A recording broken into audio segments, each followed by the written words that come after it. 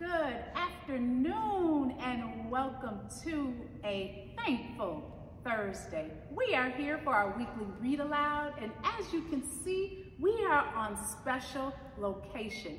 We are at the tower, the Commons area, but we are in the towers of Northwestern Mutual.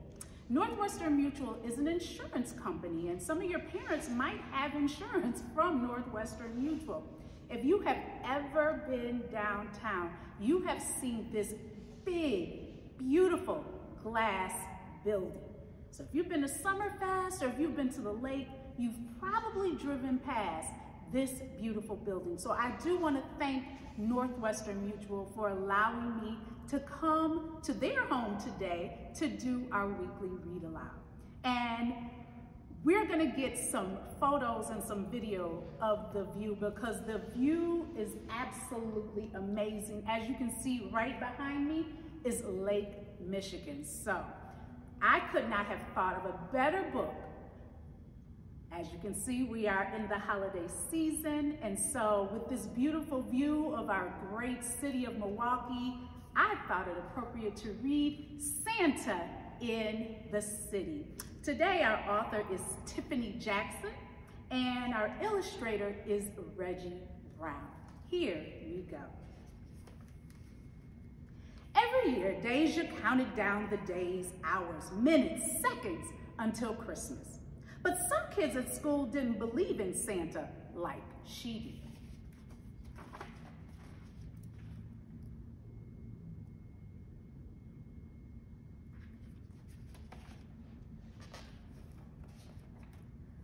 If there's a Santa, how does he get into your apartment when there's no chimney? Deshaun asked.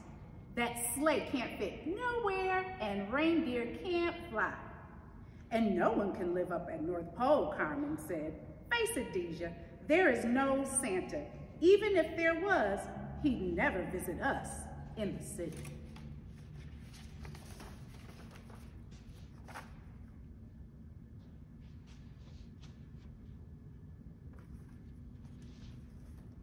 That night, Mama found Deja in her room crying. What's wrong, Deja?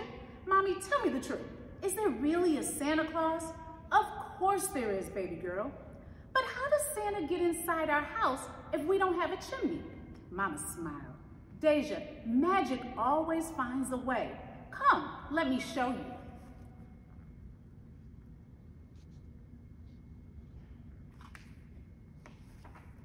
She took Deja down to the first floor where Mr. Clark was painting the front door. She pointed to the big keychain hanging off his tool belt. Santa's got a special keychain like our super Mr. Clark.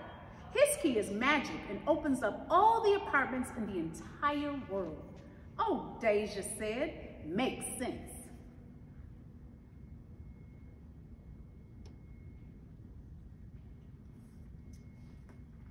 Okay. But where does he park his sleigh? There's no free parking spots on our block at night, and ain't none of them big enough for 9 reindeers. Mama laughed. He parks on the roof just like he does at everyone else's house. She took Deja by the hand and led her up on the top floor, pointing to the roof door.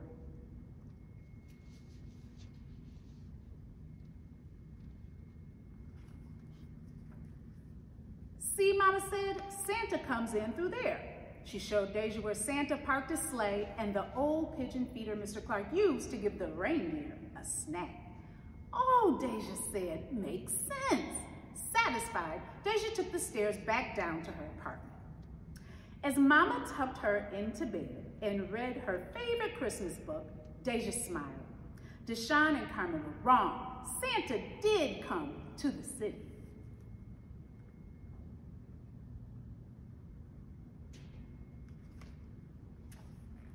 But the next morning, as Deja left for a day of Christmas shopping with Mama, she couldn't help but noticing how different her neighborhood looked from the ones in her book. The buildings on her block didn't seem ready for Christmas. She tugged on Mama's coat. If we can't decorate our building, how will Santa find us? The mayor puts up extra special lights all around the neighborhood, Mama said. And we always put lights in our windows so Santa won't miss us. Oh, Deja said, makes sense.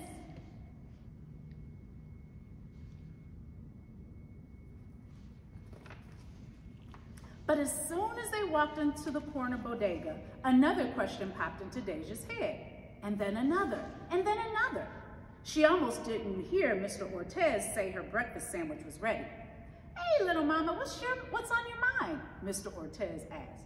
"Mr. Ortez, can reindeer really fly?" "See, mommy, they're just like chickens. They can fly short distances, hopping from one block to block till they reach our block." "Oh," Deja said, "makes sense."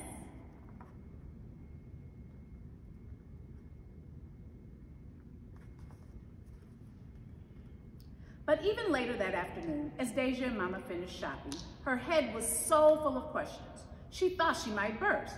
She pointed to Santaland and asked, "Okay, how can Santa be at King's Plaza at Macy's and up at the North Pole making all our presents at the same time?"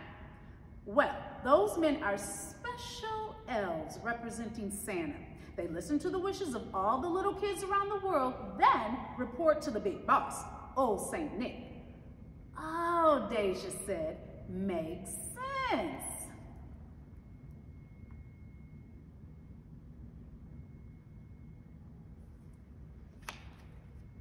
The next day was Christmas Eve, and Deja's entire family gathered at her auntie's house, where they had a big feast. She played games with her cousins and danced with her uncles like she did every year. But it was hard to enjoy herself like she used to. She still had so many questions about Santa. And luckily, there were lots of people around to ask. "Uncle Ronnie, how can Santa live up at the North Pole? It's really cold up there," Deja asked. "Well, Santa works in tunnels underground, like the subway, where it's much warmer. Plus, he drinks plenty hot cocoa." "Oh," Deja said, "makes sense."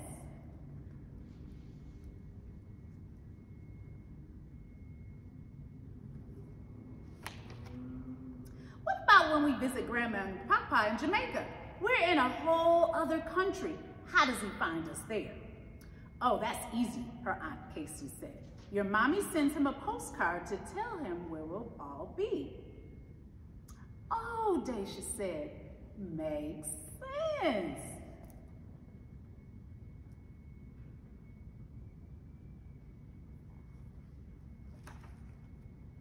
Back at home, Deja left milk and cookies for Santa, but her head still swirled with questions.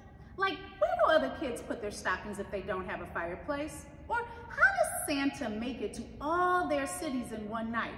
Or has he ever delivered presents to the wrong house like the mailman sometimes does? Doesn't Santa's tummy hurt after eating all the cookies everyone leaves him? She asked Mommy. "Santa doesn't eat all the cookies," Mommy said. "He eats some, but has a magic sack he puts the rest in so he can share with the elves when he gets back to the North Pole. I've even packed them up for him." "You mean you've met Santa?"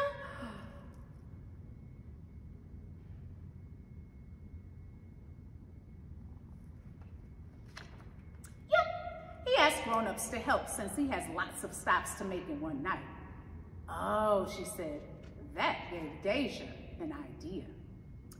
After Mommy tucked her into bed, Deja only pretended to go to sleep because there was only one person who could answer all her questions, Santa himself. She waited until her mommy was asleep before sneaking out into the living room, but she just couldn't stay awake.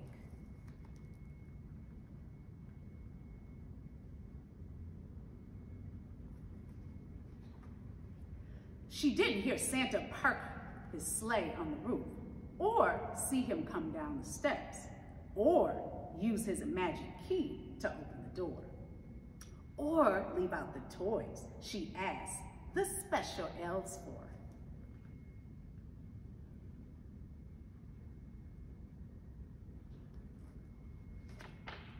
But when she woke up, she found something better than any toy, a special message from Santa just for her, letting her know once and for all, magic really does find a way.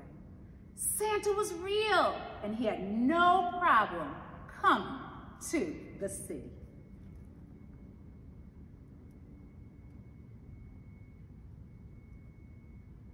The end. Nothing stops Santa from coming to town. All right, and that was Santa in the City. So some things to think about as we prepare for the holiday season. We talk a lot about kindness during the holidays, but it's important to remember that we can always be kind. So I have just some of my favorite ways that you can be kind to your family, you can be kind to your neighbors, and you can be kind at school. And a great activity might be to come up with your own ways of being kind year-round. But here are some of the ones I like. Make someone laugh. Introduce yourself to someone new. Make a card for a school staff member. Hug someone. Let someone get in line ahead of you. Draw a picture for your mom and dad. Leave a friendly note where someone will find it. Thank someone for making a difference. Clean up a mess you didn't make. Hold the door for someone. Share something with someone else. Give a compliment to someone. Do a chore for someone else. Help make dinner. Tell a stranger to have a nice day. And think about writing a thank you note for all the gifts that you get. I do hope you have a wonderful holiday season, and I hope you enjoyed our book today. Just Us and Books.